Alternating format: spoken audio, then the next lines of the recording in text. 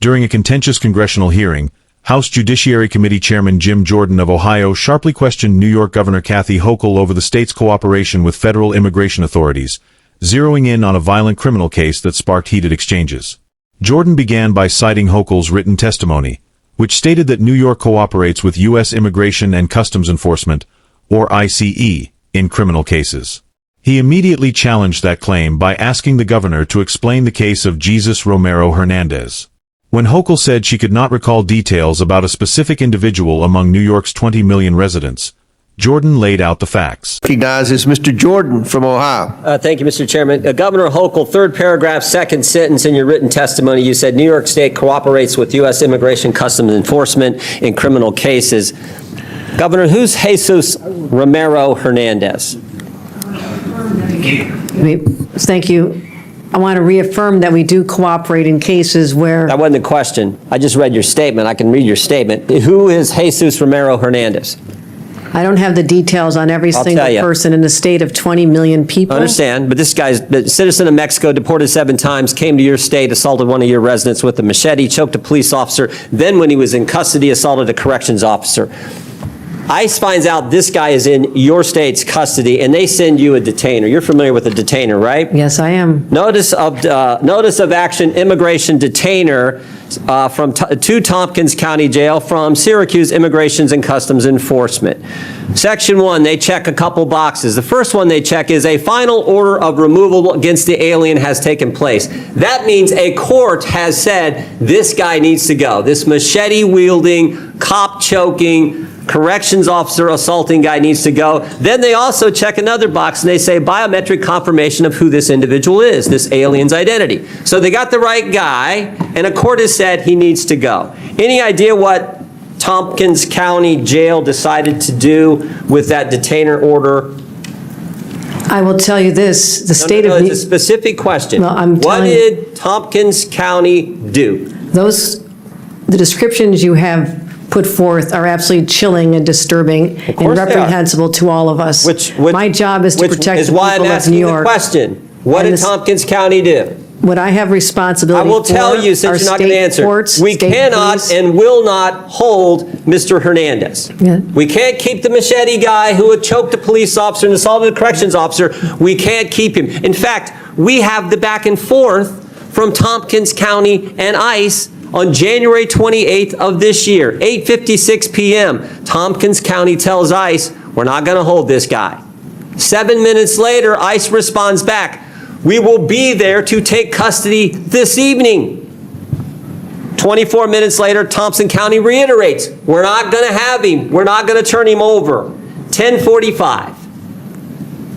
ICE arrives at the jail. 1 hour and 18 minutes later, and guess what? Mr. Hernandez is not there.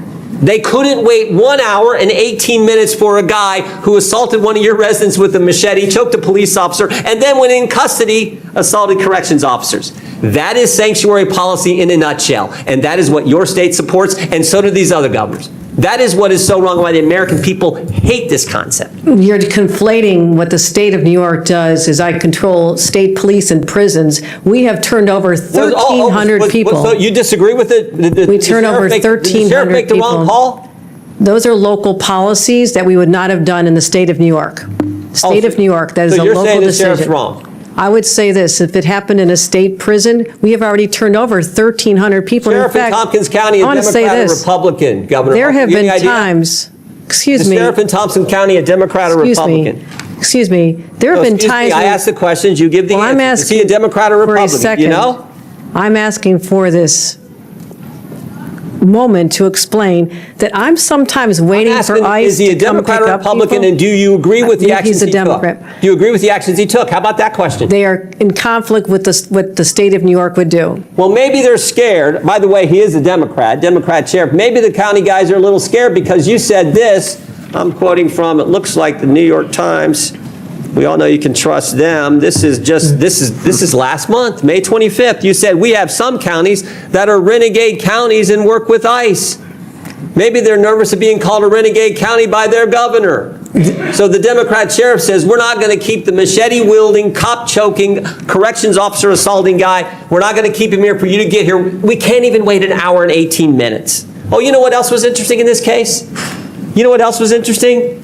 There was actually an arrest warrant from United States District Court, Northern District of New York, signed by Judge Wiley Danks, magistrate from Syracuse. There was an arrest warrant, and they still couldn't keep him. The state of New York cooperates. We cooperate in removal of individuals who've served time. We respond to detention. You're confusing, and maybe there's a lesson in civics here that's necessary. Will you say on the record right here, I got 12 seconds, will you say on the record, was Tompkins County wrong in the actions they took on January 25th, 2025, when they wouldn't hold the guy for 1 hour and 18 minutes? Those are not the policies that we would have in the state of New York. Those are not the policies we would have in a... Were they wrong? Should they have turned that guy over to ICE? It's a simple question, Governor. That was a horrible situation. The person should not have been out there, and it's a horrible situation, but it's a yes or no question. It is a response that this is a locality. You agree or disagree? In the disagree? state of New York, Agree or the person disagree? should have been held. Yes or no? The person should have been held, and in the state of New York, we would have turned him over.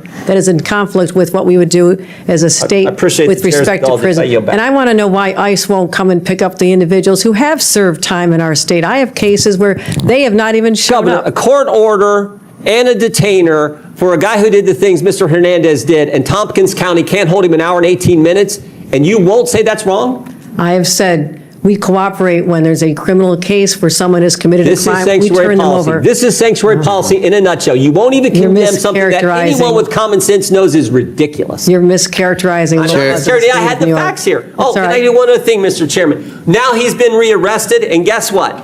This guy who's now been rearrested, there is imminent danger that this inmate will do injury to himself and to others and presents a threat to safety, security, and good order of the facility, so he's not permitted to leave his cell. So this guy is not even allowed out of his cell, but they let him out on the street a few months ago. That's how ridiculous this is. When he does leave his cell, then we go back to his country under our orders. Chair recognizes Mr. Mfume, and I'll give you an extra minute. Oh, there you go. Thank you. Mr. Chairman, I've got 2 unanimous consent requests that I hope would not count against my time. He stated that Hernandez, a Mexican national, had been deported 7 times, later returned to New York, and allegedly assaulted a resident with a machete, choked a police officer, and attacked a corrections officer while in custody. Jordan explained that ICE issued a formal immigration detainer to Tompkins County Jail, noting that Hernandez had a final order of removal and that federal authorities had biometric confirmation of his identity. Jordan then pressed the governor on what happened next. According to Jordan, Tompkins County officials informed ICE they would not hold Hernandez. ICE responded that agents would arrive that evening to take custody. Despite that, the county reiterated its refusal. When ICE arrived 1 hour and 18 minutes later, Hernandez was no longer in custody. Jordan called the decision sanctuary policy in a nutshell, arguing that the county refused to detain a violent offender even briefly so federal authorities could remove him from the country. Governor Hochul responded by distinguishing between state and local authority. She emphasized that New York State Police and state prisons do cooperate with ICE and said the state has turned over more than 1,300 individuals. She stressed that Tompkins County's actions were made at the local level and did not reflect state policy. Jordan rejected that explanation, pressing Hochul repeatedly to say whether Tompkins County was wrong.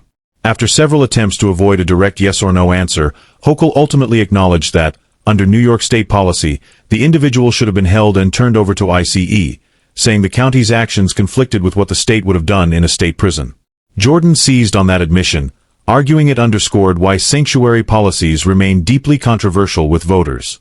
He later revealed that Hernandez has since been rearrested and is now considered a safety threat so severe that he is confined to his cell, highlighting, Jordan said, the danger of releasing him in the first place. The exchange concluded with Jordan accusing the governor of refusing to plainly condemn a decision that he argued endangered public safety, while Hochul maintained that the situation was tragic but rooted in local decision-making rather than state policy.